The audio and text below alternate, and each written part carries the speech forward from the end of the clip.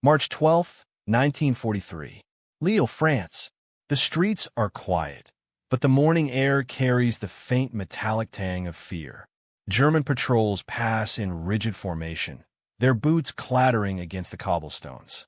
The bakery at the corner smells of fresh bread, warm crusts curling in the ovens, a scent meant to comfort the city. Yet behind the counter, the hands of a woman are not entirely steady. She kneads dough with practiced precision, yet every muscle seems tense, every movement calculated. Children queue outside for their ration loaves, their small fingers clutching coins they earn by running errands or carrying messages themselves. She smiles at them, the gentle curve of her lips a mask for the storm beneath. Her name is Marion Dubois. To the children and neighbors, she is just a mother, a baker, someone who has weathered more than her share of hardship, yet still offers warmth in a time when warmth is scarce. But the truth, the dangerous, hidden truth, is far from the simple image of a mother feeding the city. By night, Marianne is no longer kneading dough or arranging loaves on shelves. She becomes a courier of secrets, a mover of explosives, a ghost weaving through the occupied city. The very apron that shields her flour-covered hands also carries coded messages, maps, and small packets of materials that could topple German supply lines. By day, she nurtures life. By night, she orchestrates death for those who would destroy it. Her morning begins with ritual. She wakes before dawn, long before the bells of the church tower echo over Lille, and checks the small tin beneath her bed where she hides tiny parcels wrapped in brown paper. Each contains fragments of explosives, meticulously labeled, each with instructions written in a code only she and a handful of resistance members understand. One wrong move, one careless word, and the Gestapo could storm her home, could tear her children from her arms. The risk is immense, yet the weight of inaction is heavier. She has seen what happens when fear dictates behavior. She has seen entire neighborhoods vanish in smoke and fire, and she refuses to let her city meet the same fate. At the bakery, she wears the mask of normalcy.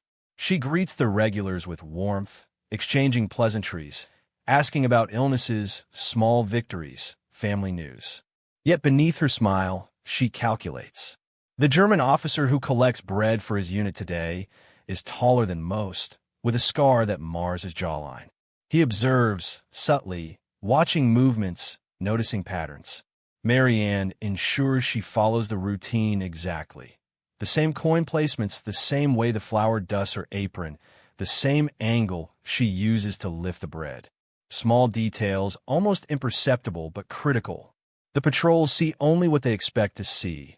A mother, a baker, a woman doing her part to maintain some semblance of life under occupation. They do not see her other life, the life that moves in shadows, in the spaces between ordinary moments. By mid-morning, the bakery is crowded. A line of women and children snakes down the street, the windows fogged with heat and humanity. Marianne's eyes scan constantly, not for threat, but for opportunity. A neighbor slips a note under the door, an address, a time, a message she will carry tonight. She folds it into her apron, tucking it among the pockets, hidden beneath the layers of flour. Her fingers brush against the message almost reflexively, and for a moment, the warmth of her hands on paper brings a pang of fear. Each parcel, each coded note, could be her last act. Yet she carries it all with a serenity that is unnatural, a calm honed by months of repetition, months of constant vigilance. There is a paradox here that no one truly understands. The people who depend on her survival cannot imagine the danger she navigates.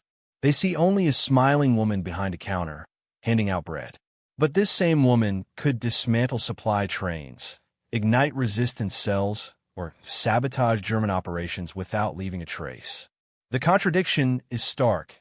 The very acts that save lives also carry the potential for death. And yet, she continues, propelled by a combination of love, necessity, and moral clarity. Midday arrives with the sharp clatter of boots on stone.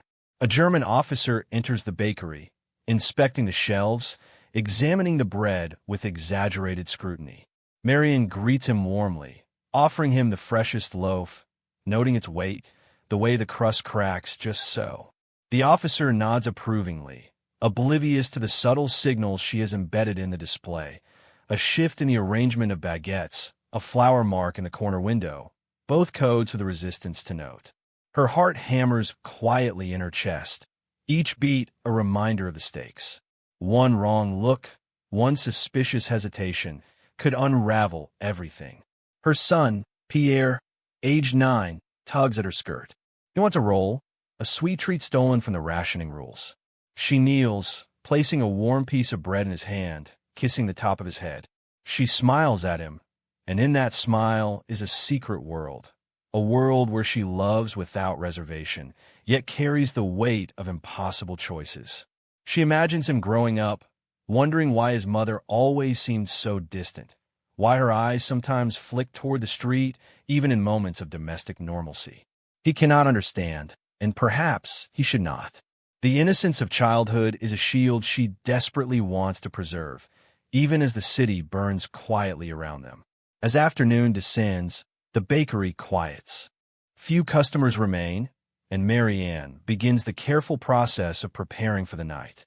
She checks her hidden compartments, ensures the parcels are intact, and rehearses her route mentally. Each step has been timed, measured, memorized. The alleys, the abandoned warehouses, the hidden stairwells, all form a network only she can navigate with certainty. Her knowledge of the city is intimate, tactile. She knows every loose stone, every shadowed doorway, every corner where a glance might betray her. Even as she works, she reflects on the strange moral geometry of her life. She has killed no one directly, yet she has risked the deaths of countless occupiers to protect countless civilians. She has performed acts of destruction in the service of creation, the preservation of her family, her neighbors, her city. The contradiction does not trouble her, it sharpens her. It is the paradox of resistance. Those who appear weakest, those who seem ordinary, are often the ones capable of the most extraordinary defiance. Night will come soon. The sun dips below the rooftops, and the shadows in the streets grow long and conspiratorial. Marianne tucks the last of the coded parcels into her apron, her hands steady now with purpose. The bakery closes, and she steps into the alleys of Lille, a mother in one reality, a saboteur in another. Each step she takes is silent, deliberate, part of a rhythm that has become second nature. She moves like a shadow, weaving through the occupied city with a quiet defiance, aware that the smallest misstep could mean capture, torture, or death. And yet, as she disappears into the darkness, there's an almost unbearable weight of hope.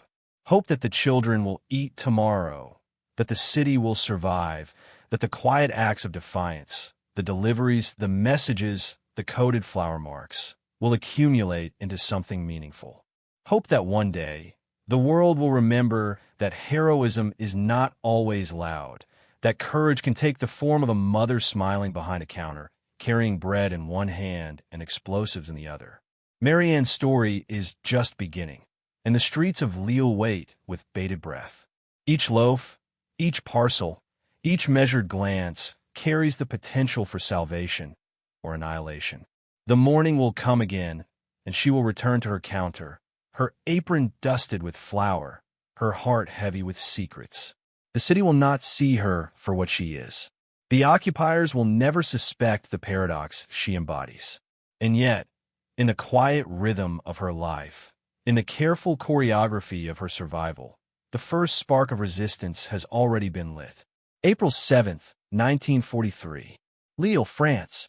The city is draped in shadows, the alleys slick with rain, reflecting the dim light of lanterns and the occasional flicker from shuttered windows.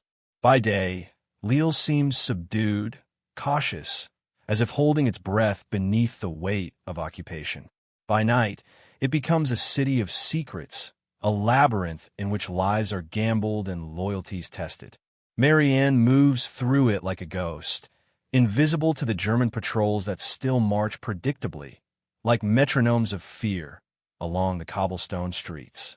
Each step she takes is measured, rehearsed, and deliberate, but her mind races with 1,000 calculations. The timing of the next delivery, the position of enemy sentries, the routes her comrades have chosen to avoid capture. Her son sleeps in their small apartment, unaware that while he dreams of school and bread, his mother carries explosives hidden beneath her coat. Her heart aches at the thought, but the weight of necessity is heavier than guilt. She pauses at the corner where the bakery ends and the alley begins, listening to the distant rumble of boots, the faint whine of a bicycle wheel, the whispered conversations of neighbors she trusts with her life. The air smells of rain and smoke, the acrid scent of metal lingering from the German vehicles that have been parked along the main streets since morning. She inhales deeply, centering herself. One misstep, one moment of hesitation, and the entire network of resistance could unravel. The first delivery is simple, almost mundane.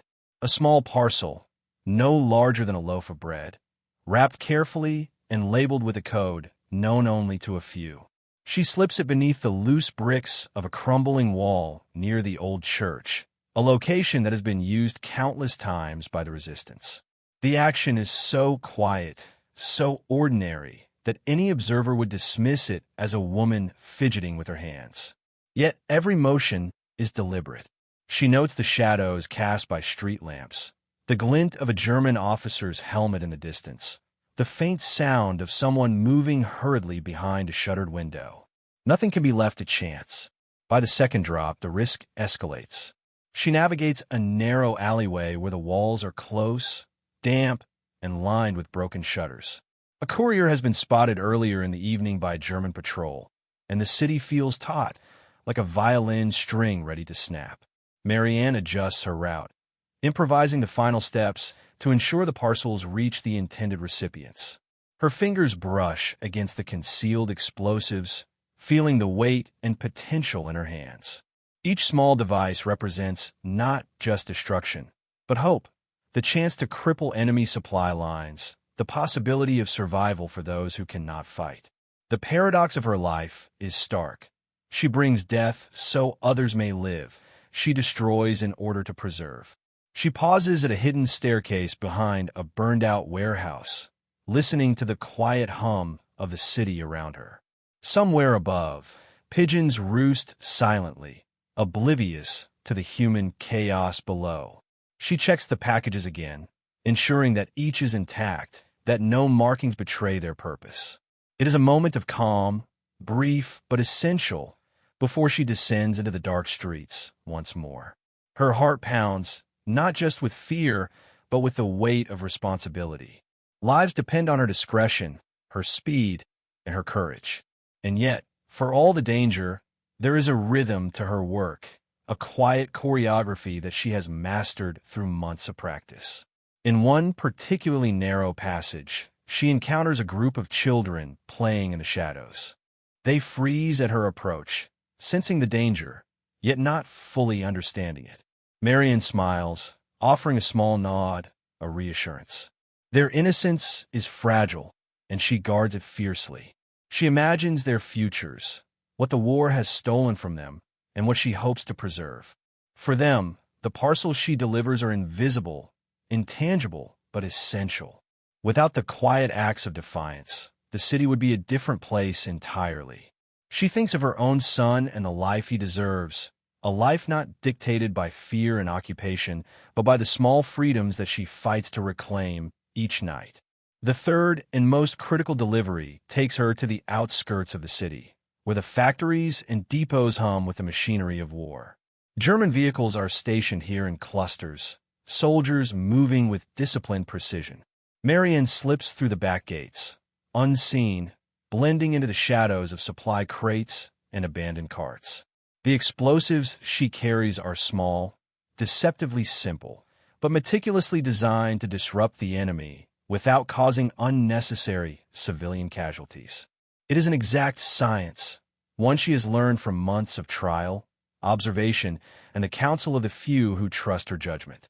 Every decision must balance morality and necessity, a calculus of survival that weighs heavily on her shoulders. As she plants the devices, She recalls the faces of the comrades she has lost. Resistance is never without cost. Each failed mission, each capture, each act of betrayal leaves scars that cannot be erased. She touches the metal casings lightly, as if saying a silent goodbye, acknowledging that these tools of war are more than instruments. They are extensions of the courage she cannot otherwise display openly. In the stillness of the night, she feels the pulse of the city beneath her feet, a rhythm that mirrors her own heartbeat. The city itself seems to breathe, waiting for the moment when these small acts of sabotage will ripple outward, altering the course of occupation. Her return journey is no less perilous than the deliveries themselves. The streets are darker now, the patrols more alert, and every corner conceals potential discovery. She moves with deliberate slowness, timing her steps to the rhythm of distant soldiers, using the occasional clatter of debris to mask her movements. Every shadow is a threat, every unexpected sound a possible trap. She thinks of her son again, of the life she has promised him, and allows that thought to steady her nerves. Courage, she has learned, is not the absence of fear, but the mastery of it.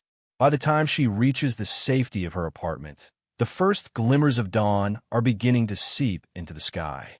She enters quietly, closes the door behind her, and leans against it for a moment, exhaling slowly. The parcels have reached their destinations. The explosives are in place.